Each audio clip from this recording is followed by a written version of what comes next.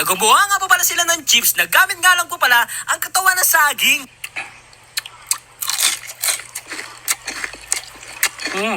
Wow! Nakakain pala ang katawan ng saging at pwedeng gawing chips? Tara, gawin natin! Let's go! So, mahaba talaga tong saging natin kanina, guys. Kaso, nilinisan ko lang siya, hinugasan at binawasan ko, kaya ito na lang natira. Ang unang gagawin natin, guys, slice lang natin to. So, hatiin ko lang to, guys. Oops! Tapos, tanggalin lang natin siya isa-isa, kagaya nito. Ayan, tanggalin mo lang siya. Ayan. Grabe no, dugay na kay ko nabuhi diri sa kalibutan, guys. Pero karon ra ko kabalo nga pwede day kaunon ang lawas sa saging. Tapos next natin gagawin, guys, mag-slice na tayo, guys. So gagawa tayo ng bite size lang. Ayan. So kailangan nating tanggalin tong nasa harap. Ayan. Ayan, kita nyo yun, guys, yung parang butas-butas. Yan lang yung kailangan natin. So tanggalin lang din natin dito sa sa likod. So dahan-dahan ka lang, guys, na hindi siya masira. Ayan. So, parang ganito, guys. Ito lang yung kailangan natin. Tapos, ibabad mo siya sa may tubig na bowl. Ayan, para hindi siya mangitim. So, ganun lang din yung gagawin natin, guys. Kailangan natin gumawa ng madami. Medyo ano lang siya, guys. Medyo hassle lang siya sa part na to. Pero, feeling ko naman worth it. And so, slice lang tayo dito. Tanggalin lang natin tong outer part. Tapos, sa likod naman. Yan. Ayan. So, ito na yung kailangan natin, guys. Ito para may butas-butas. Pagkatapos natin hugasan to, guys, kailangan natin siyang pigain. Dapat walang tubig na matitira dito. Yan. So, dapat sobrang piga, guys. Ilang beses ko ito hinugasan, guys? Siguro 3 beses. Para talaga sobrang linis siya. So, bago natin siya iprito, guys, kailangan natin ng itlog at breading mix. So, kuha na ako dito ng mga siguro 2 itlog. Isa pa. At syempre, haluin lang natin. At next natin kailangan, guys, breading mix. So, pwede ka namang gumawa nito.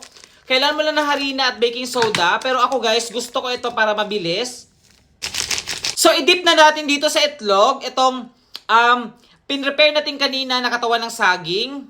Yan. Pagkatapos mong i-coat sa itlog, guys, diretso mo siya dito sa breading mix natin. So, lagay lang natin dito. So, gawin mo lang siya paulit-ulit, guys. Dito. Lagay mo siya dito. So, nalagyan ko na siya ng breading mix. So, prituhin na natin siya. Let's go!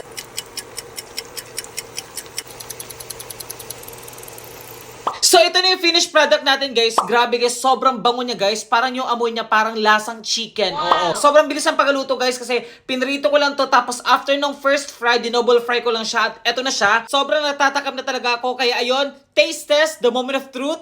Let's go! Sausaw lang natin siya. Kuha tayo dito ng Ayan. Let's go!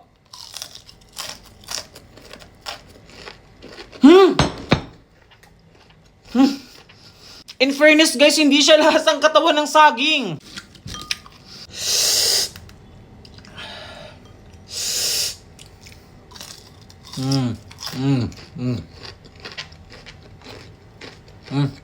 So, try natin gumamit ng cheese powder at barbecue powder. Tignan natin kung mas masarap ba siya.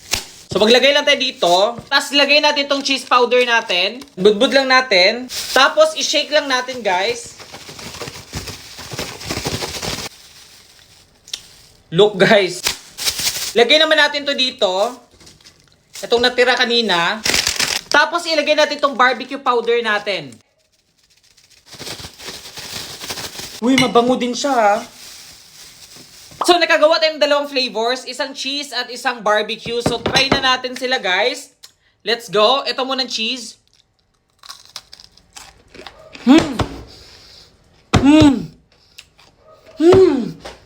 Legit, guys, hindi ko nalalasan yung ng saging, guys. Ng katawan ng saging, guys. Yung nalalasan ko dito, para siyang para siyang chicken skin. Oo. Yun yung iniisip ko pa kanina, guys, na lasa. Para siyang chicken skin. Wow!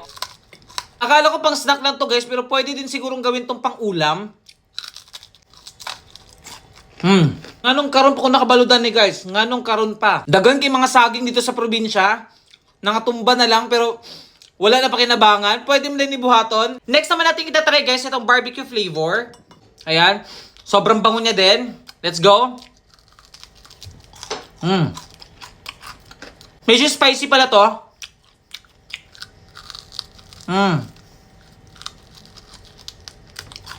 Mas maganda guys kapag kakainin mo to na mainit pa para crispy talaga. Kung i-rate ko to ng 10/10.